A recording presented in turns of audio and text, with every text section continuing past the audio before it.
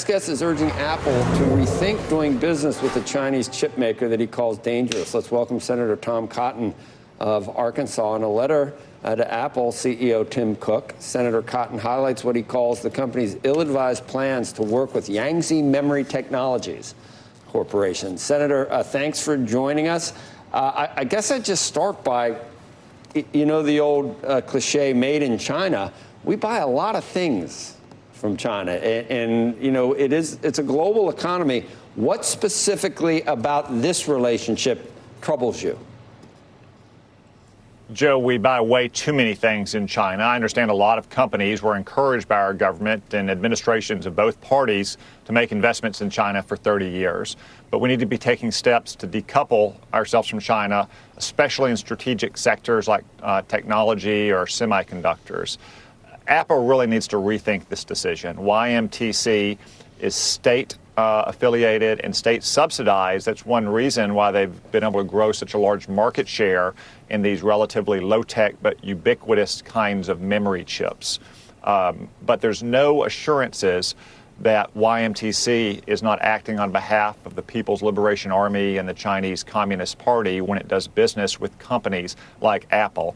And this is not just my concern, Joe. This is a bipartisan concern of Senators Chuck Schumer, the Democratic leader in the Senate, Mark Warner, the chairman of the Intelligence Committee, have also called for YMTC to be hit with sanctions, same way that we did to Huawei during the Trump administration. I think it's vitally important that Tim Cook and Apple rethink this, not just for the sake of America's national security and the privacy and security of their customers, but also their shareholders. What would happen if they go into business with YMTC and it gets added to the sanctions list in 6 months or 12 months? I think this is very ill-advised, and I'd urge Apple to reconsider for all those reasons.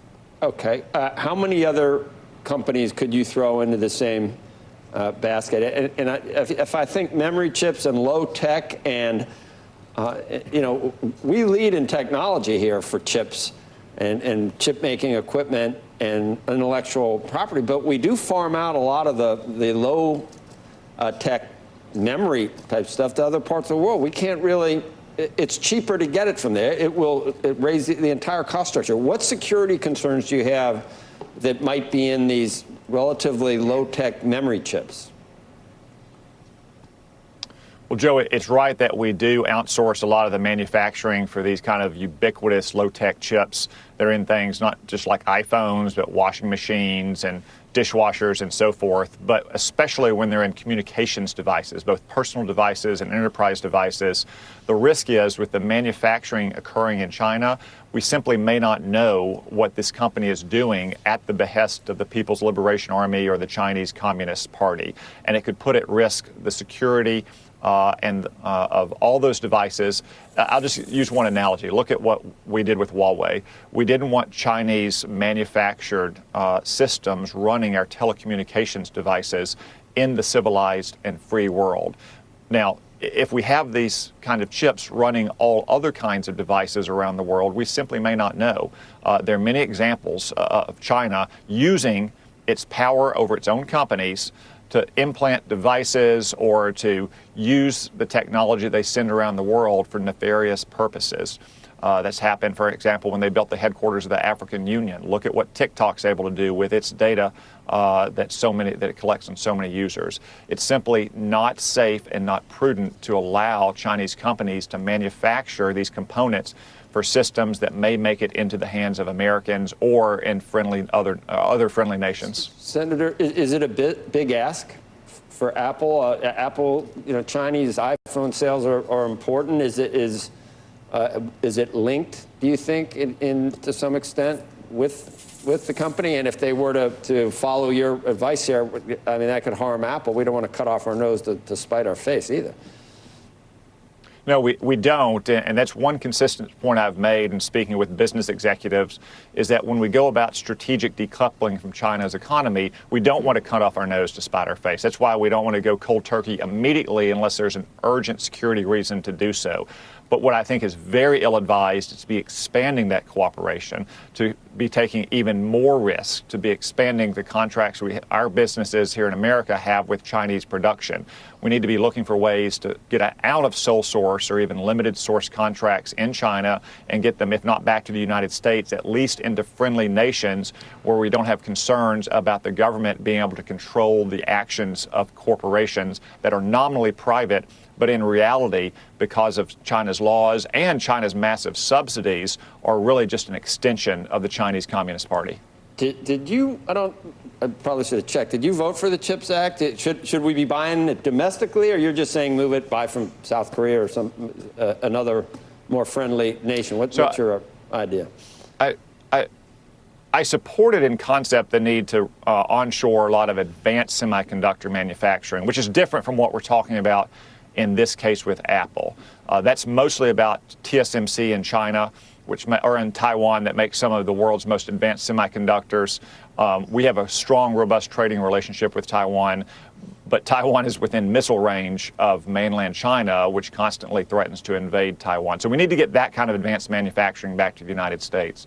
Unfortunately, the CHIPS Act, in my opinion, didn't have enough security controls and adequate protections against Chinese theft of the investments we'd be making here, in addition to having a lot of other items added on that I don't think were smart for America's economy. But we do need to focus on getting advanced semiconductor manufacturing back into the United States.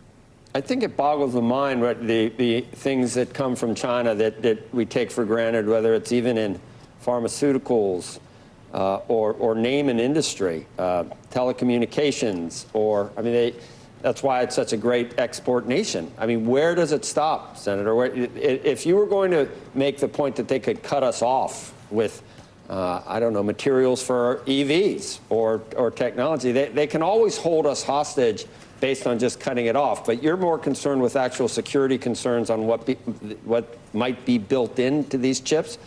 Because it seems like it's just going to be one thing after another. We really shouldn't import anything from China then. Well, so Joe, the telecommunications industry is one example with Huawei and now with YMTC. There are other examples as well. It's not all high-tech, cutting-edge things. It's just places where China has the market cornered on something that's essential to the safety and freedom and prosperity of Americans. I think many Americans were shocked to learn at the beginning of the pandemic that we depend entirely on China for things like latex gloves at hospitals or medical masks, for acetaminophen and ibuprofen and penicillin and heparin. Those are things that, again, are not high-tech, but they are essential to the health of Americans. So I think we need to take a sector-by-sector look on where China has America over a barrel and do everything we can, if not to onshore that manufacturing here in the United States, at least to get it out of communist China. Now, there are other sectors where China does have a dominant production advantage, but things that are not strategically critical, like, say, low-end toys for kids. I'd rather they be made here in America or in friendly nations, but it's not a risk to our safety and our prosperity. Well, we got a lot of cheap stuff, and we're not exactly in an economy where we can afford to spend a lot more money on everything right now. It's a whole different subject we didn't get to talk about, Senator, but I appreciate having you on this morning. Thank you.